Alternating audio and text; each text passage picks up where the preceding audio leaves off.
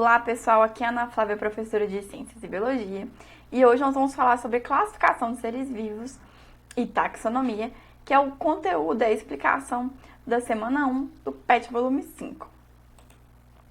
Pessoal, antes da gente começar de fato, deixa aqui o seu like, se inscreve no canal, assim o YouTube entende que você gosta dos vídeos e você vai sempre receber a notificação quando eu postar mais vídeos aqui no canal. Pessoal, a taxonomia é a ciência responsável por fazer uma classificação sistemática, ou seja, a gente vai colocar em categorias nas diferentes áreas os seres vivos.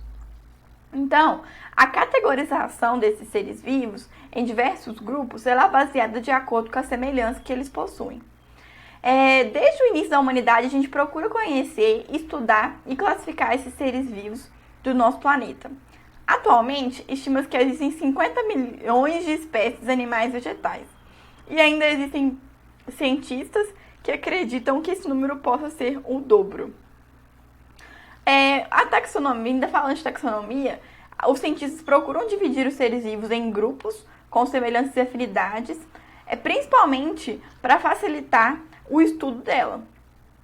A primeira pessoa a fazer isso, que a gente tem registro, foi Aristóteles, no século IV a.C., ou seja, isso é muito antigo, percebam. Um dos critérios que ele utilizava era dividir em dois reinos. Ele tinha o reino que eram dos animais e o reino que eram das plantas. Os animais, ele dividiu entre com sangue e sem sangue. Os animais com sangue, ele acreditava que eram esses com sangue vermelho. E os animais sem sangue, ele colocava, por exemplo, os insetos, né, que possuem o sangue com uma coloração azulada por conta do cobre que tem presente nesse sangue. E aí ele separou esses animais desses grupos. As plantas, ele separou em 3 grupos, né? Então ele colocou as ervas, que eram, por exemplo, as gramas e os que eram cresciam menos, os arbustos que cresciam um pouco mais e as árvores que eram bem grandes, né?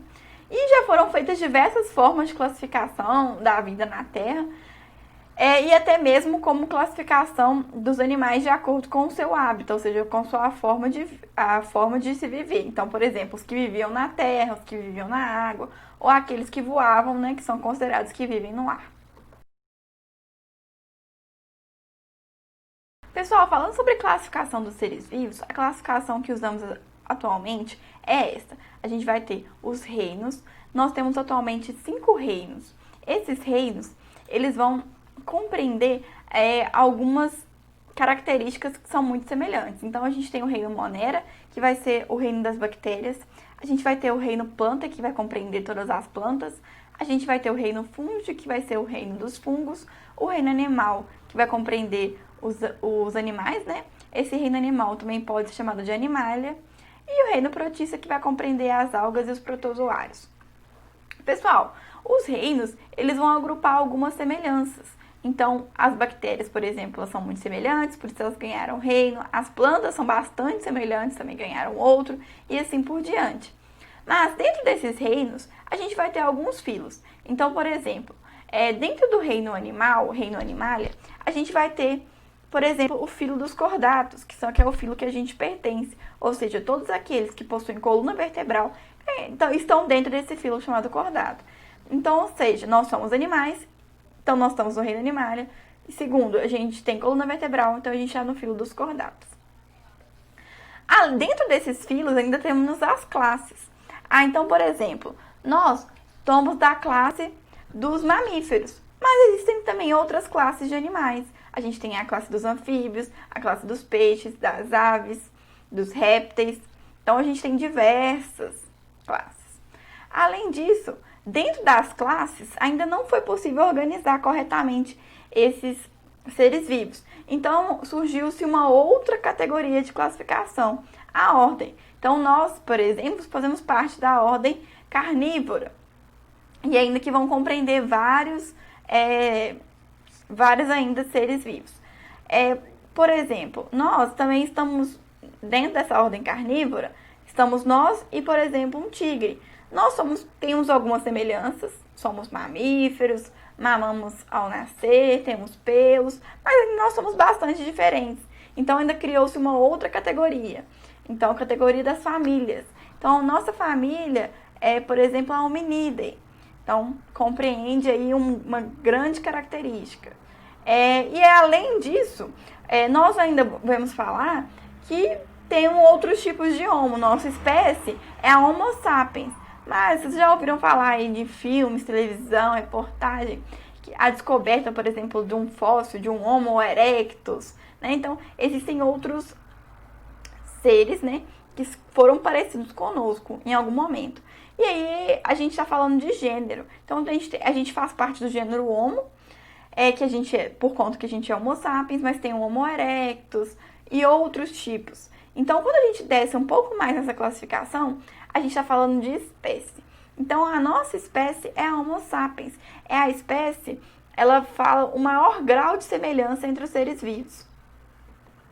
Então, para a gente gravar essa ordem, que é necessário a gente gravar, a gente entender essa ordem, a gente fala que é carinhosamente o reficofage, né? Que é justamente o rei aqui que eu coloquei para vocês é de reino, o fi é de filo, o C é de classe, o O é de ordem, o Fá é de família, o G aqui é de gênero e o E de espécie. Então, a gente chama de reficofage. Então, eu coloquei para vocês aqui, ó, essa classificação bonitinha aqui. Vocês podem tirar um print aí depois. Voltando ainda nessa classificação aí dos seres vivos, no nosso querido reficofage, quanto mais a gente desce nessa classificação, é menos diverso e com maior semelhança. E quanto mais a gente sobe nessa classificação, é maior a diversidade e menor a semelhança. Então, por exemplo, vou colocar aqui, no reino animal está, por exemplo, eu, que sou humana, né, da Homo sapiens, e, por exemplo, um peixe. A gente tem algumas semelhanças, como, por exemplo, a coluna vertebral, né? Mas a gente tem mais diferença do que semelhança. Então, prestem atenção que no mesmo reino, a gente vai ter essa quantidade aí de diferenças, né? A gente vai ter muita diversidade. E quando a gente desce nessa classificação, se você pegar, por exemplo, um gorila e um humano, você vai ter mais semelhanças do que diferenças, né? Você vai ser mais semelhante de um gorila do que de um peixe, por exemplo. Essa classificação, ela foi sugerida por Linneu. E além disso, o Linneu ele ainda criou como a gente vai, as regras para a gente escrever o nome de uma espécie. Quando a gente vai escrever o nome de uma espécie, ela possui algumas regras para ajudar aí na ciência, né, para unificar e todo mundo entender a mesma espécie. Então, por exemplo, vou dar alguns exemplos para vocês. A mexerica, que é o nome que a gente chama aqui, ela tem vários nomes em vários lugares do Brasil. Então, por exemplo, tem gente que chama ela de macaxeira, tem gente que chama ela de bergamota. Então, eles têm nomes diferentes. E pra gente não criar essa diferença aí e ficar difícil de estudar, porque cada um chama de um lugar, a gente criou o nome da espécie, né, para unificar. Além disso, todos os nomes científicos relacionados à espécie em latim, porque o latim é uma língua morta, é uma língua que a gente não tem mais alteração nela e nenhum país está usando. Então, por ser uma língua que já não está em uso, facilita porque ela não vai ter mudanças, né? Então, a língua sempre muda. Então, uma língua que já está morta, né, considerada morta, por exemplo, a gente não vai ter esse tipo de alteração. Além disso, a gente tem algumas outras regras. Então, por exemplo, coloquei aqui pra gente como se fosse do Homo sapiens.